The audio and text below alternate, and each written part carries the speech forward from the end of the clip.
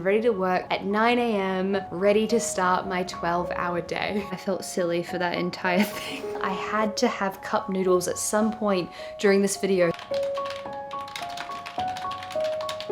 This video is sponsored by Squarespace, the all-in-one platform to build a beautiful online presence. Hello everyone and welcome to another video. In today's video we're going to be trying another famous creative routine. So far I've been doing exclusively writing routines such as the routine of Stephen King, Haruki Murakami, Neil Gaiman, Octavia E. Butler, just to name a few. I've been making this series for a little while now and you guys seem to still be enjoying it, so we're going to keep going with it. In today's video I'm going to be loosely following the creative routine of Hayao Miyazaki. You guys know, if you've been following my channel for a long time, that I love Hayao Miyazaki. I love Studio Ghibli. I'm a massive fan. I have read the memoirs and the books. I studied his work in depth when I was doing my postgrad. I looked at fairy tales and Ponyo and The Little Mermaid and a whole bunch of stuff. I love the work of Hayao Miyazaki. It's been very influential to me personally, as a writer, as a creative. So, who is Hayao Miyazaki? Born on January 5th, 1941, Hayao Miyazaki is a filmmaker, animator, and mangaka from Japan. He is one of the co-founders of the immensely successful animation studio, Studio Ghibli. The theory is that Miyazaki got the name for the studio from the Caproni Car 309 Ghibli, which was actually a World War II Italian airplane. However, the studio itself is spelled with the soft G, that's the J sound, with the katakana spelling reading Studio Ghibli. So I'm sorry, but they chose the J sound, not the G sound, to spell Ghibli, and I am here planting my flag in the sand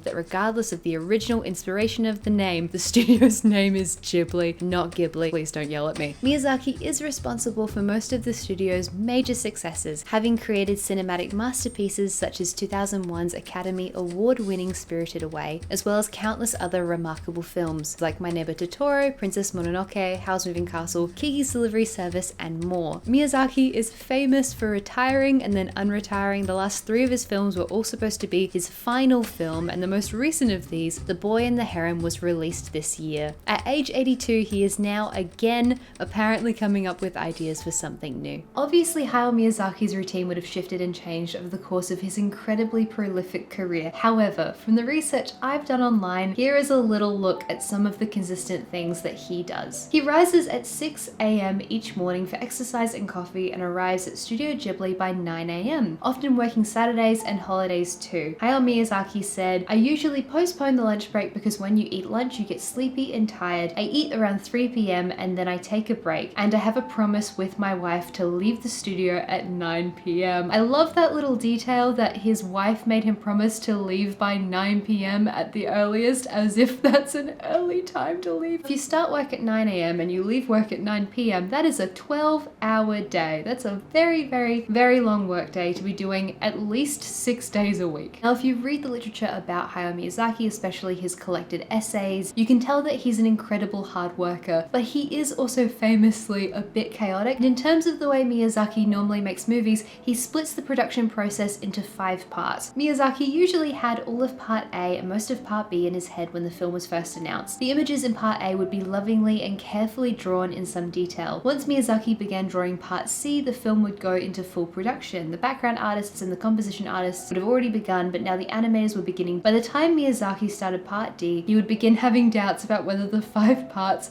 and the length assigned to the film would be enough to contain the story. He usually had no idea how the film would end, so he's definitely a pantser instead of a plotter in terms of his storytelling. A sense of impending crisis would seep into the studio. Miyazaki would stop writing and spend his time doing things unrelated to the film, which is a pretty relatable thing to do. He chopped wood for his studio's Vermont cast iron stove. Someone would report it to Suzuki. Suzuki is like a top executive at Studio Ghibli. He's appeared in a lot of the documentaries, who would go over and try to get him to stop chopping wood and get back to work, and then a breakthrough part E of the film would appear. I'm gonna do my best to kind of loosely follow this, and I will also add into this routine a few things inspired by Hayao Miyazaki, Studio Ghibli, or otherwise Japanese culture and food itself. There are obviously a lot of differences between the way Hayao Miyazaki works and the way that I work. For a start, I am am writing, not drawing storyboards. So for anyone who's new here, hello, my name is Christy. I am a writer. Just recently finished an adult fantasy novel, which has been going by the alias of Project Teacup. I'm querying that novel at the moment. In addition to that, I've started work on a new novel, which is going by the alias of Project Spiegeltent, although recently I've been told it's supposed to be Spiegeltent, which is an infinitely more fun way to say that word. But anyway, I digress. I'm going to be working on prose fiction. There are going to be other differences as well. For example, I'm not in a studio environment. I'm not going to be smoking about 80 cigarettes a day. I'm not going to be going and cleaning up my local lake every Sunday. Also, it should go without saying, but some people take these routines very seriously. This is just a bit of fun. It's not supposed to perfectly mimic Hayao Miyazaki. I'm not Hayao Miyazaki. じゃあ宮崎さんお菓子って何になるんですかそうすると何もしないとつまんないからじゃない This is just inspired by the research I've found regarding his routine. But first, before we try out the creative routine of Hayao Miyazaki, I just wanted to thank the sponsor of this video, which is Squarespace. Squarespace is a website builder which allows people to create amazing websites super quickly. I've been using Squarespace for 3 years now, and honestly, I could not be happier with it as a platform. The site was so easy to set up in the first place, and it's also very easy to maintain and keep looking lovely. One of my favorite things about the site are the e-commerce features. They make running a shop so simple and hassle-free. Squarespace also uses Fluid Engine, which is a next generation website design system that makes it so easy to design the perfect website aesthetically. If you're looking to make a website, head to squarespace.com for a free trial. And when you're ready to launch, go to squarespace.com/Christy to save 10% off your purchase of a website or domain. Hello and welcome to this speedrun version of trying out a creative routine / writing routine. If I accidentally refer to this as a writing routine out of habit, I keep almost doing that. I am sorry. All the other routines I've done have been pure writing routines. I'm a little sleepy. I just woke up. It's 6 a.m. and I'm going to start by getting breakfast. I'm very much one of those people who can't really think very well until they've had breakfast, and I'm going to go start making it. First of all, I'd like you to know that I got this cardigan because it reminds me of how it was a real treat yourself moment. It's just, I just feel like it's kind of how themed. It was like 70% off in a sale, so I got this cardigan and I'm wearing it for this vlog. It's making me very happy. Secondly, I have no idea what Hayao Miyazaki likes to eat for breakfast. If I were to try and guess, if he were more of a traditional Japanese breakfast teishoku kind of guy, then it would be like the type of meal that had fish and a little bit of rice and maybe some natto and miso soup, and that would be the situation. I have no idea. He could be having pancakes, he could be having toast. And so I'm going to make something that I like to call egg toast, which I've made here on the channel before, but it's just something that I used to eat all the time when I lived in Japan. For this recipe, people normally use Kewpie mayo, so if you have that, use that, but otherwise, any mayo equivalent. Let's make some egg toast.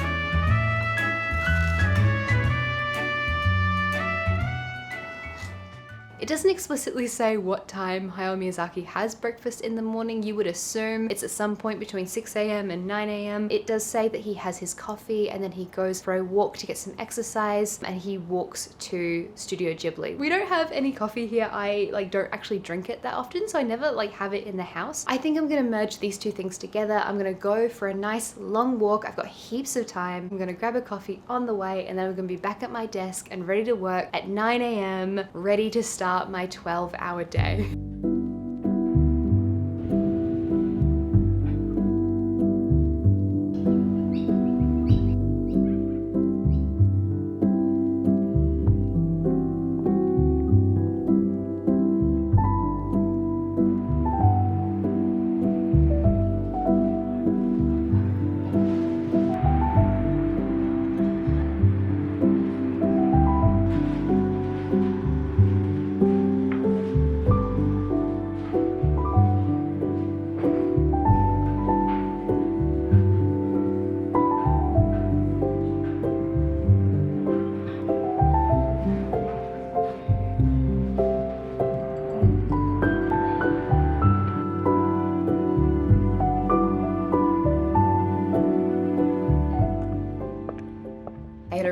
lovely walk and spent some wonderful time outside listening to the birds and being peaceful and trying to take things slowly in a very like Ghibli-esque kind of way. I'm now gonna get started on work on Project Spiegel Tent. Realistically, this would have been a much better routine to do back when I was working on A Year in Tōkyō, because that project was a lot more visual and it included illustration. So this is the book that I released last year. It is a kind of an ode to the time I spent living in Japan. It's a travel guide, it's a memoir. I wanted this to be useful for people traveling to Tokyo for the first time, but also it kind of goes over my journey being an English teacher and travel writer living in Japan. This, for example, is my illustration of the Ghibli Museum. So obviously I did a lot of illustration work on this. Back when I was making this, the bulk of the work was done on this book when I was still working full-time and doing YouTube on the side and doing travel writing, and when I was like also doing my masters as well. And so I did tend to work 12-hour days really frequently, and I found that it was easier for me to do that when I was doing illustration work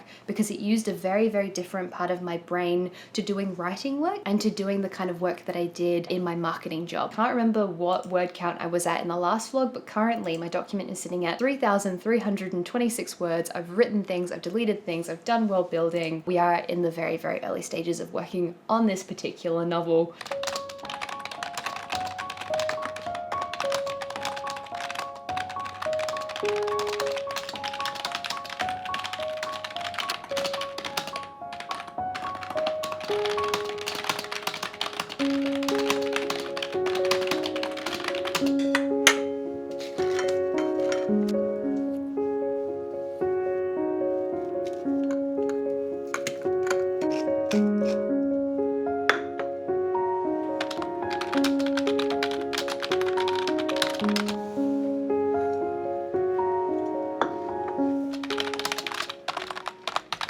As part of Hayao Miyazaki's daily routine, he says that he tends to have lunch around 3 p.m. because after he eats lunch, he feels a little bit sleepy and he finds it harder to concentrate, and so he works better if he has a later lunch. Now, I am the opposite to this. If I'm hungry, I can't concentrate, and every time I do these challenges where I wake up early and I have breakfast earlier than normal, I am normally starving far earlier. So I had a snack earlier. It's about 1 p.m. now. I tried to hold out until 3 p.m. but it's not gonna happen, and because I'm so hungry, I've been brainstorming options for lunch. Now, the thing that I've seen Hayao Miyazaki have the most consistently is instant ramen or cup noodles. There's so many clips of him eating cup noodles like at his desk or making them for the team.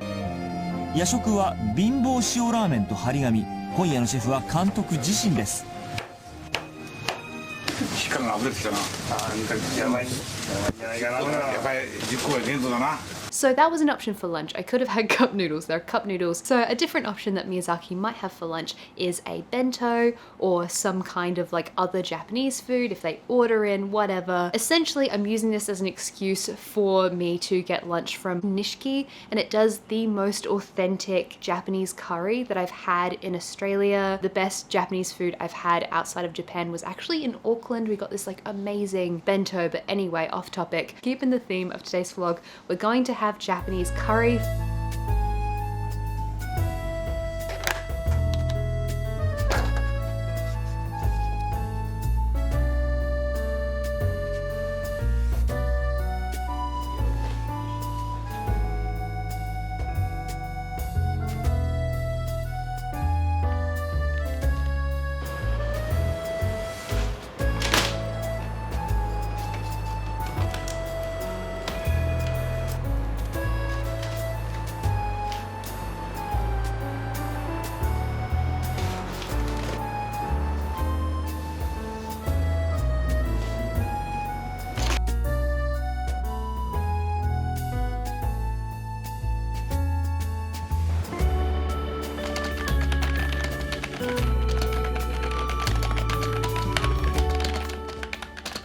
current time is 3 in the afternoon. I haven't been updating you guys very much on the nitty-gritty of the progress on the story during this writing routine, mostly because it's been a bit slow going, it's been a little bit painful, and I find that when I'm on the first draft of a story, this always happens. There's always like at least a few days where everything feels very, very challenging. You're finding the voice, you're finding out who the characters are, all this stuff, and so it just makes problem solving on certain days quite challenging, or at least that's how it works for me. I've hit 5,098 words. We're over 5,000 words, but there's been a lot of deleted words, there's been a lot of like additional brainstorming stuff. It is just a little bit challenging that I'm vlogging today because I ideally want to be able to share lots of very happy progress with you. Although that being said, you know, the number of words I've done is not nothing. It's been a slow process. From the research I have done for this video, there's not a lot of clarity in terms of what Hayao Miyazaki would be doing between lunchtime and 9 p.m. when he finishes work, besides just doing the storyboards and drawing and doing all the things he would ordinarily do as a part of making his films. There is one thing though that I remember specifically seeing in the documentary A Kingdom of Dreams and Madness,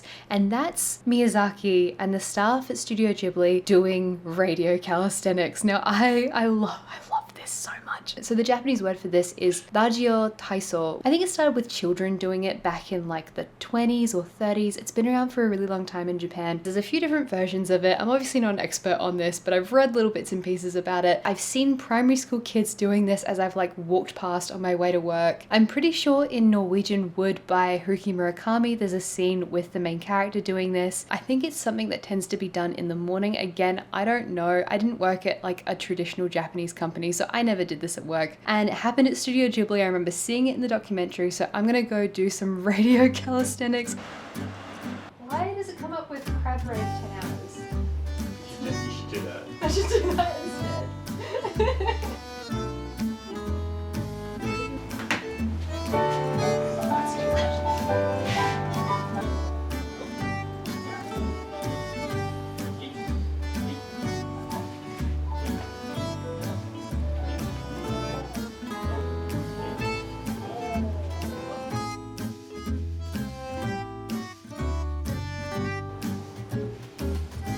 I want you to know that I felt silly for that entire thing. I will say, however, that I was having some like upper back and neck pain earlier, and I do think that helped quite a lot. I'll link that routine if any of you want to give it a go. I am gonna grab some tea. I'm gonna get back to work now.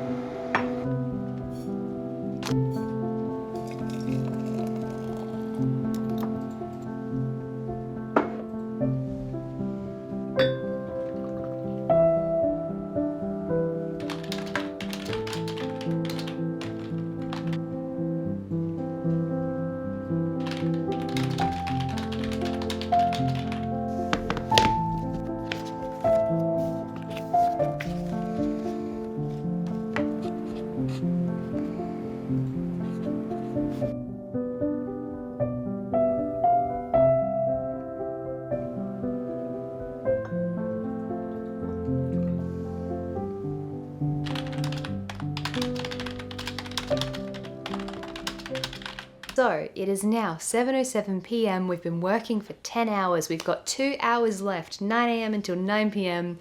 is a really significant work day. I should probably mention, because someone's going to make the comment, I live in Australia. It's summertime. The sun is not going to set until 9 p.m. and so it's still very bright outside even though it's now 7:08 p.m. I'm a little bit tired because I woke up at 6 a.m. That's not the time I generally wake up, but honestly, not that bad. So for me, the 12-hour workday isn't like that challenging because I have the work stamina to do that because I've done that a lot. I'm sitting at 6,333 words, and so that's 3,007 words written today. Not perfect, not amazing. I'm pretty tired. It's the end of the year. Querying has been a lot, so my creative brain is not firing on all cylinders. Filming this writing routine video has made me really want to get back to working on that script for a Studio Ghibli video essay. I told you guys like 2 years ago that I wanted to make a video essay on Studio Ghibli because I love them. I find Ghibli and Hayao Miyazaki specifically really fascinating. Just, he's such a contradictory person. Like, in some ways he can say things that are incredibly nihilistic?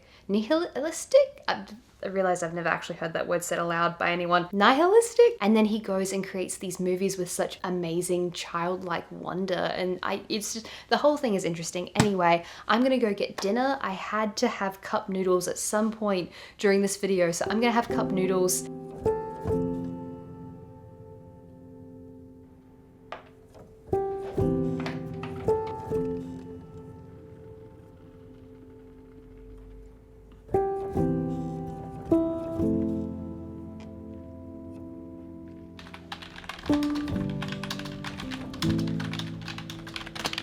It's now past 9 p.m. I'm all finished with work. I managed to get to 6,625 words in total. Today was a bit of a slog in terms of the output of work that I had, but I think that's more to do with where I am in this particular story. And I do think that how I would have felt about this particular creative routine, like story creating routine, would be different if I was doing a similar kind of work to what Miyazaki's doing. Obviously, he's drawing and storyboarding, and so the nature of the work I'm doing is different to that. But for the other routines that I've had, it was way harder for me, for example, to get up at 4 a.m, to get up really early and be working straight away. At least today I had time to go for a walk to get into the swing of things. The big difference with this particular routine is just that it's 12 hours of work. It is pretty late now, so I'll probably come back to you with my final thoughts and feelings about this routine a little later on.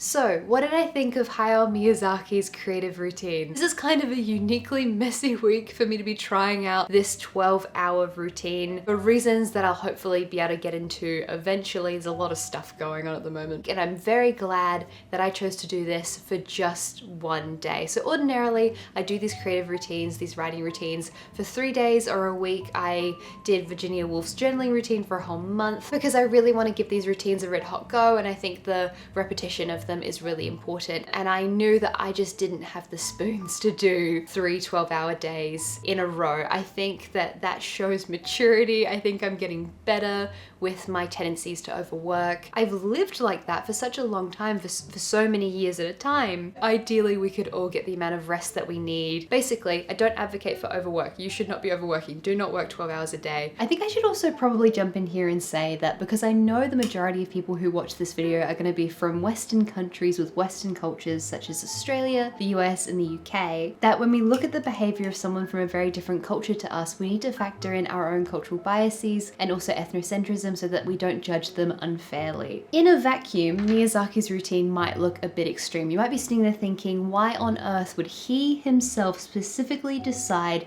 to work 12 hours a day, 6 days a week? That's ridiculous. He's going to burn himself out. That is such a silly thing to do. However, it is not actually that uncommon in Japan to work very long hours, 6 days a week. In fact, when I was an English teacher, I had co-workers who did specifically this, and they weren't even working in creative industries, which tend to have a culture of overwork anyway, even in countries like Australia. Like across the board, creative industries tend to have a lot of crunch periods and burnout. I know this particularly happens in the games industry and film and animation. Even for me, when I was working at an arts festival, I worked some insane hours, especially in the lead up to the festival period. However, again, specifically in Japan, it's not uncommon to work very long hours, to stay back late, to leave when your boss leaves. Japan has a collectivist culture, whereas we in Australia have an individualist culture, and the same in America, the UK, New Zealand. Collectivist and individualist cultures exist on a continuum, and different countries have different facets from this. For example, in Australia, we're not like the furthest on the continuum because we have tall poppy syndrome, and some other countries have tall poppy syndrome as well, and all this stuff. You can Google collectivist versus individualist cultures if you're interested in it. It's very interesting, and I love culture, and I love looking at differences and how they affect us and the way we think and how we interact with each other and all these kinds of things. Anyway, I was editing this video and I decided I wanted to come back and just give a little bit more cultural context about Japan and creative industries in Japan, because overwork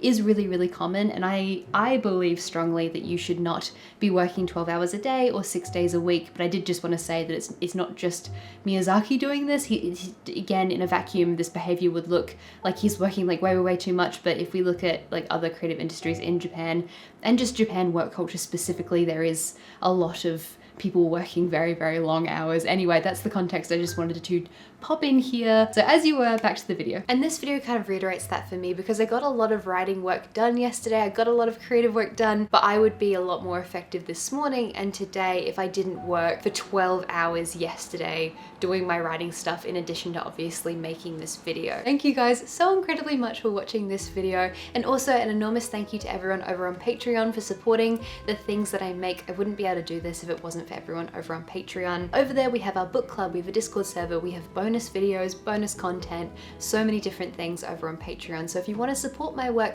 or if you want bonus content from me, please feel free to check out Patreon. There's a link in the description down below.